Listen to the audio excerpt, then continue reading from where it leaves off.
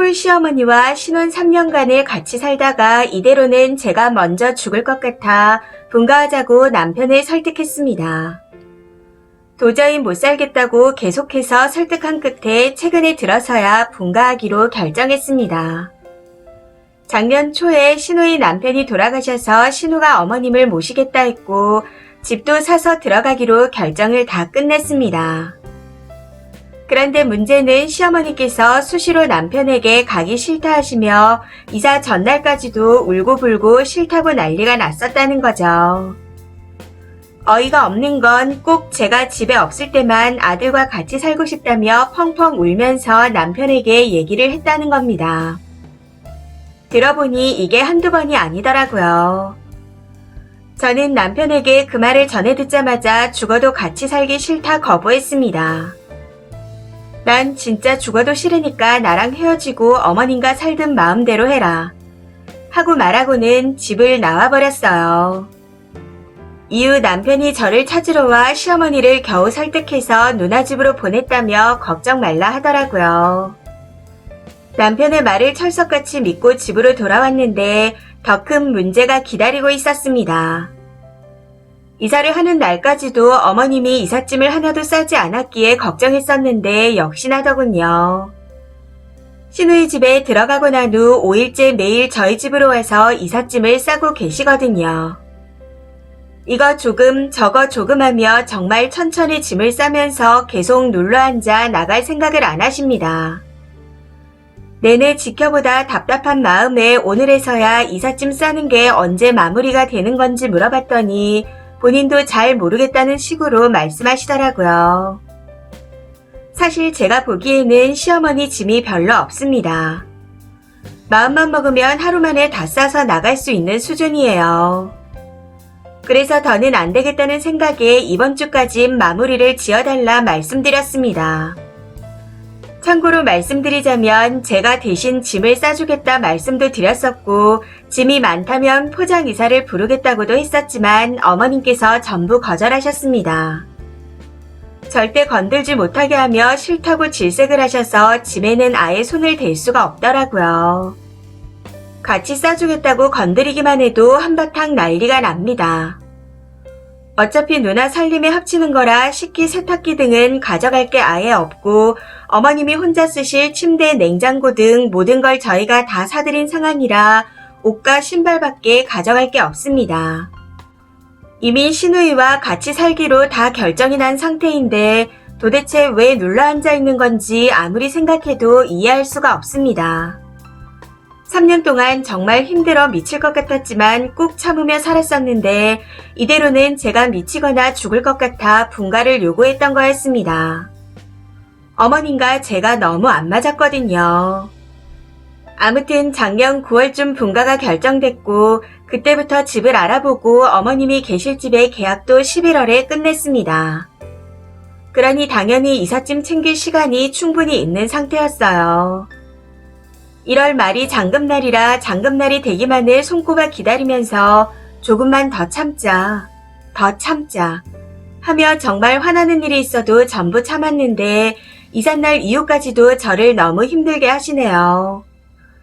남편은 정말 너무 천사 같고 좋은 사람이라 싸울 일이 없는 사람인데 어머님 문제만 끼게 되면 싸우게 되니 이제는 정말 너무 힘듭니다. 남편이 저와 너무 잘 맞아서 헤어지고 싶지는 않은데 어머님만 생각하면 미칠 것 같아요. 제가 어떻게 해야 할지 너무 고민됩니다. 어이가 없는 건 어머님께 이번 주까지 다 정리하라고 했을 땐 노려보며 악다구니를 하시더니 남편에게는 울면서 서럽다고 일렀더라고요.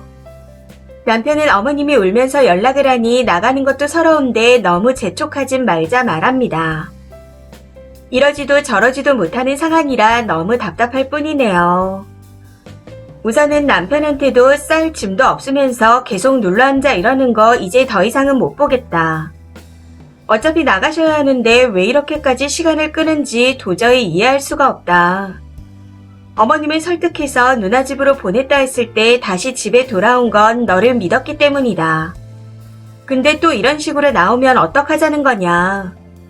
내가 이 꼴을 보려고 다시 들어온 줄 아냐. 아무튼 이번 주가 끝날 때까지도 정리를 못하겠다 하면 내가 다음 주 월요일에 전부 싸서 짐을 보내겠다 하고 얘기했네요.